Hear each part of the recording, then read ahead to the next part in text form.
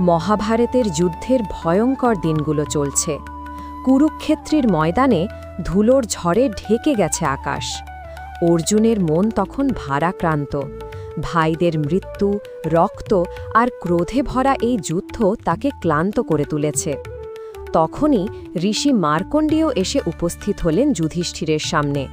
তিনি বললেন, রাজন, যখন বিপদের সময় আসে তখন ধৈর্য ও ধর্মে স্থির থাকা শ্রেষ্ঠ।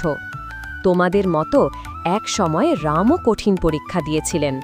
শোনো, আমি বলি সেই গল্প, রামোপাখ্যান। অযোধ্যার রাজা দশরথ, তার জ্যেষ্ঠ পুত্র রামচন্দ্র। রাম ছিলেন সত্য, ধর্ম আর ন্যায়ের প্রতীক। কিন্তু ভাগ্য যেমন সদয় নয়, একদিন কইকেয়ী রানীর দাবিতে রামকে বনবাসে যেতে হল 14 বছরের জন্য। লক্ষ্মণ ও সীতা গেলেন তার সঙ্গে। রাজ্য, রাজমুকুট, সুখ সব ফেলে তারা চললেন অরণ্যের পথে। সেই অরণ্যে রামের মুখোমুখি হলেন রাক্ষসরাজ রাবণ। রাবণ সীতাকে অপহরণ করল, আর সেই মুহূর্তে শুরু হল এক মহাযুদ্ধের প্রস্তুতি। রাম বন্ধুত্ব করলেন বালির ভাই সুগ্রীবের সঙ্গে, আর সেখানেই রামের সেনাপতি হিসাবে আবির্ভূত হলেন হনুমান। হনুমান লঙ্কায় গিয়ে দেখলেন সীতা বন্দী, কিন্তু মনোবল অটুট। তিনি রামের আংটি সীতার হাতে দিয়ে বললেন, জনকনন্দিনী, রাম শীঘ্রই আসছেন আপনাকে উদ্ধারে। এরপর শুরু হল লঙ্কার যুদ্ধ।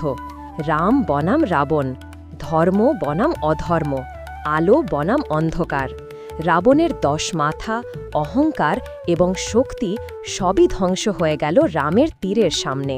যখন রাবণ পতিত হল, রাম তাকে প্রণাম করলেন, কারণ রাম জানতেন শত্রুও যদি জ্ঞানী হয় তবে তাকে শ্রদ্ধা দিতে হয়।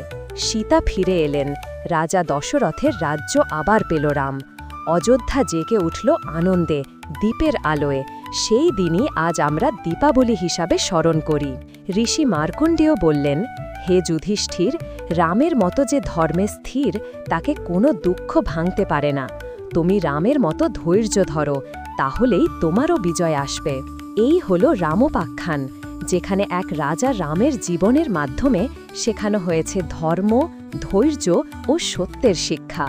রামের পথই মানুষের পথ, যেখানে ভালোবাসা, ত্যাগ আর ন্যায়ের জয় অবশ্যম্ভাবী।